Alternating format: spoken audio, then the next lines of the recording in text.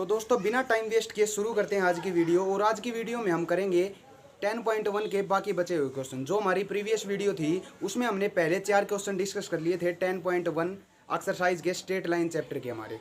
तो आज हम बाकी बचे क्वेश्चनों को बड़ी ही अच्छी वे से बड़े ही बेहतरीन तरीके से उन क्वेश्चनों को डिस्कस करेंगे। तो देर किस बात की, स्वागत आप सभी का आपके अपने channel mathematics by Mohit Sharma में। और वीडियो को पूरा देख लेना, क्योंकि अगर इस वीडियो को पूरा नहीं देखा तो पूरी की पूरी 10.1 एक्सरसाइज आपकी हो जाएगी वेस्ट।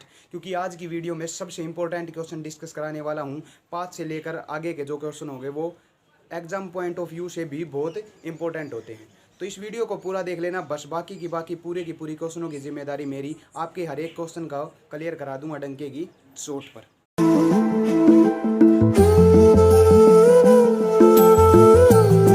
करते हैं वीडियो और देखते हैं कि जो हमारा 5th क्वेश्चन है वो क्या कह रहा है। तो 5th क्वेश्चन है हमारा, show that the point A B C and D form a rectangle. कहने का मतलब जो हमारा 5th क्वेश्चन है आज इस वीडियो का, जो पहला क्वेश्चन है वो ये कह रहा है कि हमारे पास 4 पॉइंट गिवन है। हमें क्या करना होगा, उन चारों के चारों पॉइंटों को ये प्रूव करना होगा कि वो 4 पॉइंट मिलकर एक रेक्टेंगल की फॉर्मेशन करेंगे।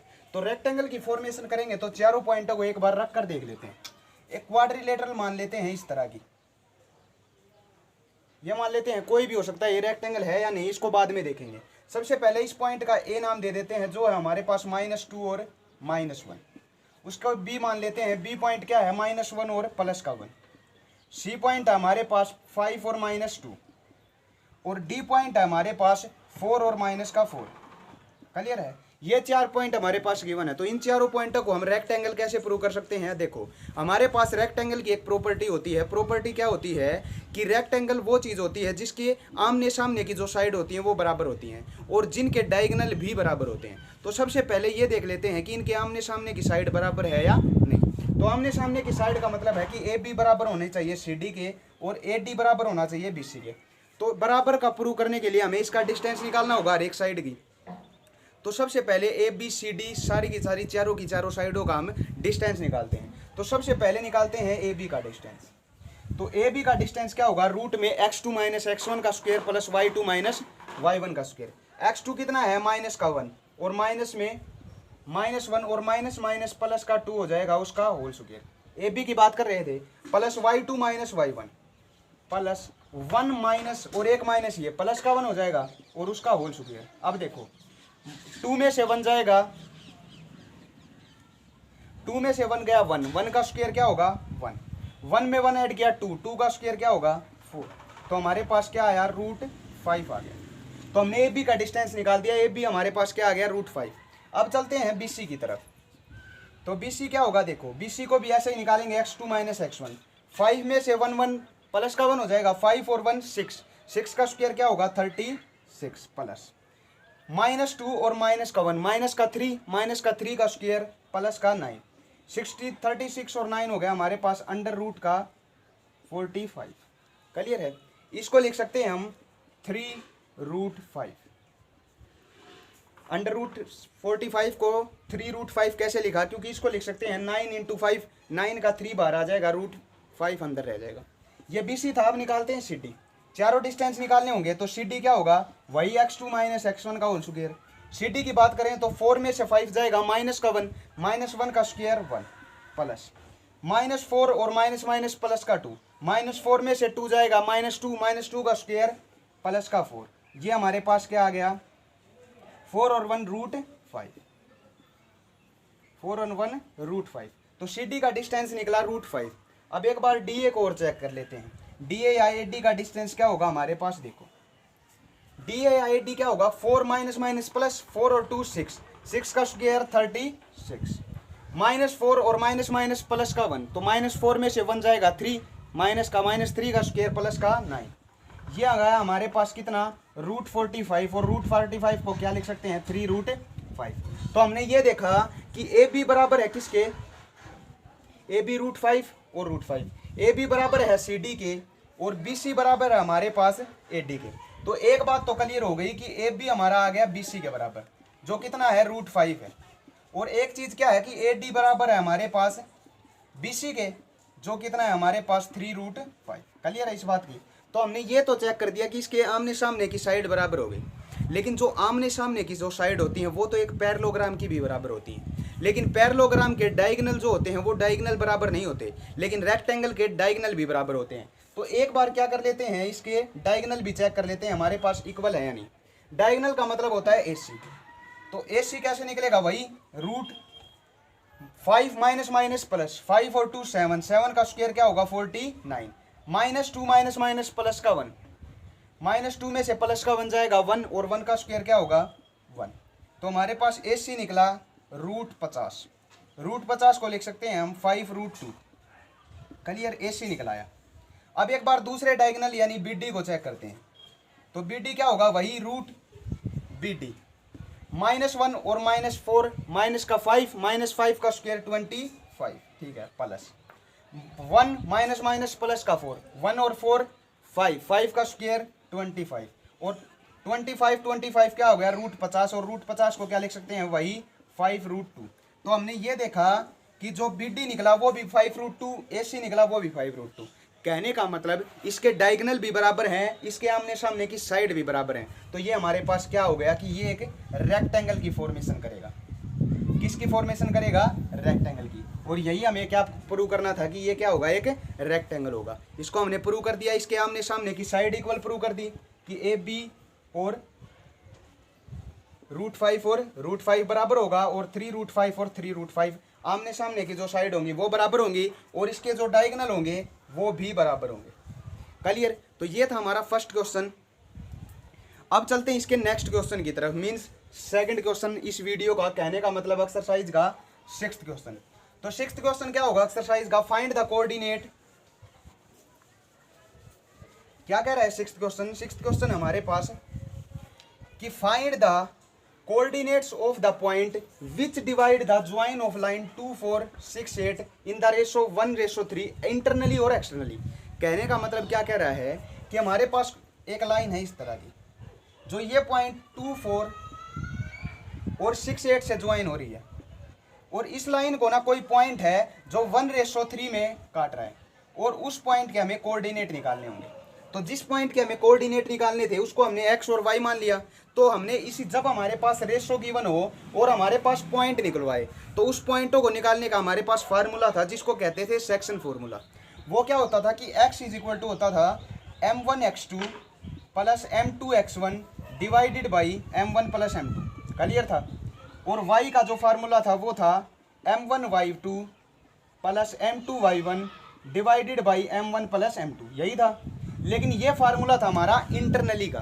किसका फार्मूला था, इंटरनली का। जब हम बात करेंगे एक्सटर्नली की, तो यहाँ प्लस की जगह क्या आ जाएगा, माइनस आ जाएगा। तो सबसे पहले इस इंटरनली के पॉइंट निकालते हैं एक्स और वाई। तो देखो x as it is, m1 क्या है हमारे पास 1 इंटू x2 क्या होगा 6 प्लस m2 कितना है 3 इंटू x1 कितना है 2, पुट कर दिया अपॉन m1 प्लस m2 1 और 3 4। तो क्या है हमारे पास 6 1 जा 6 प्लस 3 2 जा 6 डिवाइडेड बाई 4, 6 और 6 12 डिवाइडेड बाई 4 कितना आया 3। तो हमारे पास x कोऑर्डिनेट निकलाया 3। अब चलते हैं y कोऑर्डिनेट की तरफ। तो y कोऑर्डिनेट क्या होगा कि m1 कितना है 1 इंटू y2 कितना है 8 प्लस m2 कितना है 3 इंटू y1 कितना है हमारे पास 4 divided by m1 plus m2 यानी 1 और 3 4, पुट कर दिया क्या आया 8 1 जा 8 प्लस 3 4 जा 12 डिवाइडेड बाई 4, 12 और 8 को जोड़ेंगे हमारे पास क्या आया 20 डिवाइडेड बाई 4 क्या आया हमारे पास 5। तो ये आ गया हमारा y कोऑर्डिनेट। तो इंटरनली के क्या पॉइंट आए हमारे पास, इंटरनली के कोऑर्डिनेट आ गए हमारे पास 3 और 5। क्लियर है। अब बात करते हैं एक्सटर्नली की। तो जो एक्सटर्नली होगा उसमें क्या फर्क होगा, एक्सटर्नली में सिर्फ यहाँ प्लस की जगह क्या आएगा माइनस, और यहाँ प्लस की जगह भी माइनस। तो देखो यहाँ माइनस लगा देते हैं, और 1 में से 3 जब लेस करेंगे यहाँ माइनस आएगा m1 माइनस m2, तो 1 माइनस 3 हो जाएगा। इसी तरह यहाँ क्या होगा माइनस, और यहाँ क्या हो जाएगा 1 माइनस 3। क्लियर है। तो हमारा एक्सटर्नली में क्या क्या चेंजमेंट आएगी अब देखते हैं। 6 1 जा 6 माइनस में 3 2 जा 6, ये तो देखो 6 में से 6 गया ऊपर ही 0 आ गया, तो इसका आंसर तो निकला 0। क्लियर है। जब हमारे पास नोमिनेटर में कोई चीज़ 0 होती है तो उसकी डिवाइड को कोई नहीं देखता, सिर्फ सीधा हमारे पास क्या आ जाता है 0। अब y कोऑर्डिनेट देखते हैं, 8 1 जा 8 माइनस 3 4 जा 12 डिवाइडेड बाई 1 माइनस 3 माइनस का 2। तो 8 में से 12 गया, माइनस का 4 डिवाइडेड बाई माइनस का 2, माइनस से माइनस कैंसिल, 2 से ये 2 कैंसिल। तो हमारे पास एक्सटर्नली के कौन कौन से पॉइंट निकल कर आए, अब एक्सटर्नली के पॉइंट निकले 0 और 2। तो ये आ गया हमारा एक्सटर्नली के पॉइंट, ये आ गया हमारे इंटरनली के पॉइंट। तो इंटरनली और एक्सटर्नली में कोई फर्क नहीं होता, सिर्फ इस फार्मूले का फर्क होता है। एक्सटर्नली में यहाँ माइनस आ जाता है और इंटरनली में यहाँ प्लस रहता है। तो मैंने आपको दोनों निकालवा कर दिखा दिए हैं, इंटरनली वाले और एक्सटर्नली वाले। अब चलते हैं इसके नेक्स्ट क्वेश्चन यानी 7th क्वेश्चन की तरफ। लो जी आगे हैं 7th क्वेश्चन के ऊपर। तो 7th क्वेश्चन क्या कह रहा है हमारा, using the section formula show that the point this and this are collinear. कहने का मतलब ये है कि ये जो हमारा 7th क्वेश्चन है वो ये कह रहा है कि 3 पॉइंट हमारे पास गिवन है, वो ये कह रहा है कि इन तीनों पॉइंटों को ये प्रूव करो कि ये कोलिनियर होंगे। तो कोलिनियर क्या होगा, हमारी जो बेसिक की वीडियो थी उसमें भी बताया था कि कोलिनियर वो पॉइंट होते हैं जो एक ही लाइन पर मौजूद होते हैं। एक ही लाइन का मतलब क्या है कि जैसे हमारे पास 7th क्वेश्चन की फिगर बनाते हैं, जैसे हमारे पास ये कोई लाइन गिवन है, तो जो ये पॉइंट है माइनस का 3 और माइनस का 2, जैसे ये पॉइंट है 1 और 0, जैसे ये पॉइंट है 5 और 2, ये अगर ये इस पूरी की पूरी तीनों पॉइंट इस तरह हमारी एक ही लाइन पर मौजूद होते हैं तो इन तीनों पॉइंटों को हम कोलिनियर बोलते हैं। तो ये कैसे प्रूव होगा कि सेक्शन फॉर्मूले का यूज करके, ये एक ही लाइन पे मौजूद होंगे। इसको निकालने का ये फॉर्मूला होता है कि हम माइनस इस 1 का यूज करके भी हम रेशो निकालें और 0 का यूज करके भी रेशो निकालें। अगर वो दोनों रेशो हमारे पास बराबर आ जाते हैं तो हमारे ये तीनों पॉइंट कोलिनियर हो जाते हैं। कैसे, जैसे हम रेशो मान लेते हैं k रेशो 1, क्लियर है, क्या मान लेते हैं k रेशो 1। तो हमारे पास x को निकालने का फार्मूला क्या था कि m1 x2 plus m2 x1 divided by m1 plus m2, clear. और y को निकालने का क्या फार्मूला था कि m1 y2 plus m2 y1 divided by m1 plus m2, यही था हमारे पास फॉर्मूला। तो x किसके बराबर है, अब की बार 1 के बराबर, 1 के बराबर टेका m1 कितना k इंटू x2 कितना 5 प्लस m2 कितना 0 नहीं 1, और x1 कितना हमारे पास माइनस का 2 माइनस का 3 और divided by k plus 1, clear है। तो क्या आया 1 is equal to 5k minus plus minus का 3 डिवाइडेड बाई k प्लस 1। ये k प्लस 1 इस साइड आएगा तो मल्टीप्लाई में आएगा, तो क्या हो जाएगा कि k plus 1 is equal to आएगा 5k माइनस 2 3। इस k को इस साइड ले आते हैं, 3 को इस साइड, तो 5k में से जब ये k लेस होगा तो 4k बचेगा, और ये 3 इस साइड आके प्लस, तो प्लस 1 करेंगे तो 4 से 4 कैंसिल, तो k हमारे पास क्या आया 1। तो हमारे पास रेशो आ गए 1:1, क्लियर है। अगर ये 1:1 हम इस y की वैल्यू को यूज करके हम रेशो निकालते हैं और अगर वो रेशो 1:1 ही आ जाते हैं तो हमारे पास ये पॉइंट क्या होंगे, कोलिनियर होंगे। जैसे हमारे पास y कितना गिवन है 0 इज इक्वल टू m1 की वैल्यू k इंटू y2 कितना है 2 प्लस m2 की वैल्यू 1 इंटू y1 कितना है माइनस का 2 divided by m1 plus m2 यानी k प्लस 1। अब ये k प्लस 1 इस साइड आएगा तो 0 के साथ मल्टीप्लाई होके 0, तो हमारे पास क्या बचा 2k और माइनस का 2 इज इक्वल टू 0। ये 2 इस साइड जाएगा तो 2k इज इक्वल टू 2 बचा, 2 से 2 कैंसिल, तो क्या बचा 1। तो इसके भी रेशो क्या है 1:1। तो अगर दोनों पॉइंटों का हमने यूज करके देख लिया तो हमारे पास दोनों तरीके से रेशो जो आ रहे हैं वो सेम मिल रहे हैं। तो अगर रेशो हमारे पास सेम मिल जाते हैं तो वो पॉइंट क्या हो जाते हैं, कोलिनियर हो जाते हैं। तो यही हमने क्या करना था, प्रूव करना था। अब चलते हैं इसके नेक्स्ट क्वेश्चन यानी 8th क्वेश्चन की तरफ। तो 8th क्वेश्चन क्या कह रहा है, 8th क्वेश्चन है हमारे पास, in what ratio does the point 1 2 और 6 divided the line segment joining the point 3 5 4। बिल्कुल सेम क्वेश्चन है कि हमारे पास एक दो लाइन है जो किस किस से ज्वाइन होकर मिल रही है, 3 5 और माइनस का 7 9 से। और क्या कह रहा है कि ये जो पॉइंट है हमारे पास ये 1/2 और 6 है जो इस लाइन को डिवाइड कर रहा है। अब हमें रेशो निकालने होंगे तो रेशो क्या मान लेते हैं k:1 पीछे की तरह। अब क्या हमारे पास प्रूव थोड़ी करना है, चाहे हम x का यूज करके निकाले चाहे y का, हमारे पास तो क्या होगा कि सिर्फ रेशो निकालना होगा। तो हम y का यूज करके निकालते हैं तो क्या होता है कि y is equal to 6 is equal to m1 y2, m1 कितना है k इंटू y2 कितना है हमारे पास 9 प्लस m2 कितना 1 इंटू y1 कितना 5 divided by m1 plus m2 यानी k प्लस 1।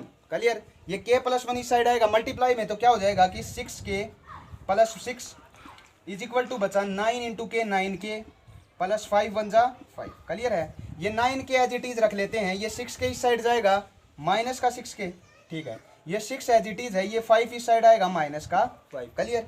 9k में से 6k गया 3k बचा इज इक्वल टू 6 में से 5 गया 1 बचा, तो k की वैल्यू क्या आई 1/3। तो हमारे पास रेशो क्या आए 1/3।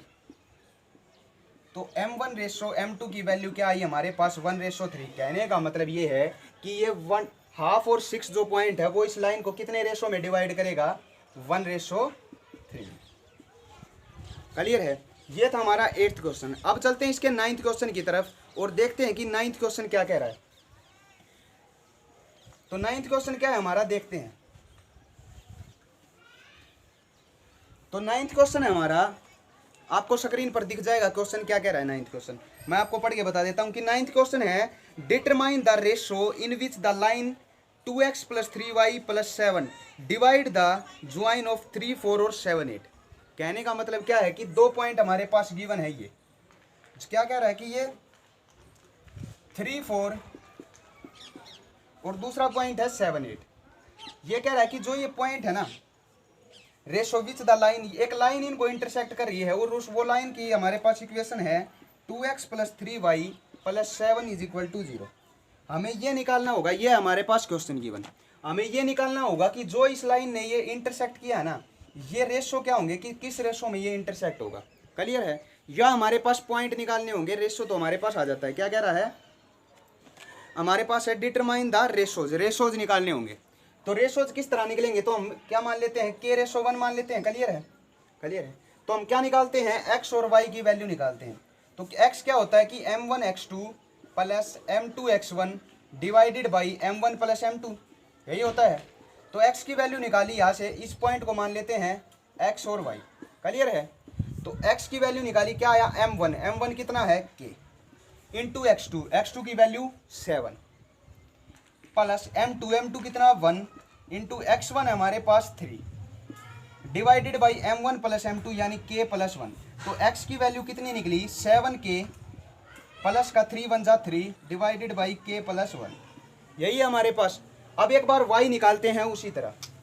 तो y क्या होता है m1 y2 plus m2 y1 divided by m1 + m2, यही होता है हमारे y कोऑर्डिनेट को निकालने का फॉर्मूला। तो क्या होगा कि y = m1, m1 कितना है k इंटू y2, y2 की वैल्यू 8 प्लस m2 कितना 1 इंटू y1 की value 4 divided by m1 + m2 यानी k + 1। तो y की वैल्यू क्या निकल कर आई 8k प्लस 4 1 जा 4 डिवाइडेड बाई k + 1। तो हमारे पास क्या आया y की वैल्यू भी आ गई, x की वैल्यू भी। क्लियर है। अब इनका करना क्या होगा, देखो जो हमारे पास ये इक्वेशन गिवन है, ये इक्वेशन इस पॉइंट से पास होकर जा रही है। तो अगर इस पॉइंट से ये पास होकर जा रही है और हमने ये पॉइंट निकाल लिए, x और y निकाल लिए, तो अगर ये लाइन इस पॉइंट से पास होकर जा रही है तो इस लाइन को ये x y होंगे ये सेटिस्फाई करेंगे। क्लियर है। यानी इस x और इस x y की वैल्यू हम यहाँ पुट कर देते हैं, यहाँ पुट करेंगे जैसे हमारे पास पुट करते हैं यहाँ।